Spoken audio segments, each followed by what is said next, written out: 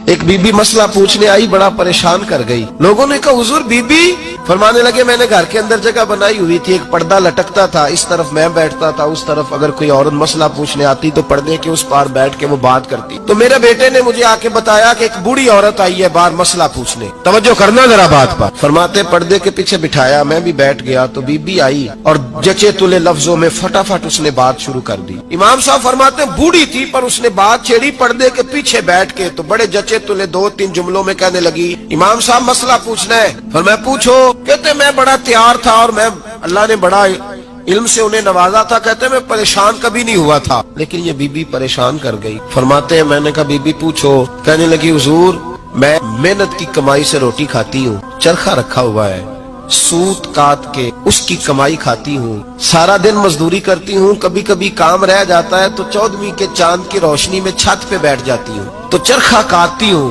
بادشاہ کا لشکر میرے قریب سے کبھی کبھی گزرتا ہے، ان کے پاس بڑی بڑی لالٹینیں، بڑے بڑے ان کے پاس روشنی کے بندوبست ہوتے ہیں۔ لشکر بادشاہ کا گزرتا ہے تو بہت بڑا لشکر ہوتا ہے، کئی کلومیٹر تک وہ گزرتا جاتا ہے، تو کئی دفعہ اچانک اس کی روشنی بھی میرے چرخے پہ پڑ جاتی ہے۔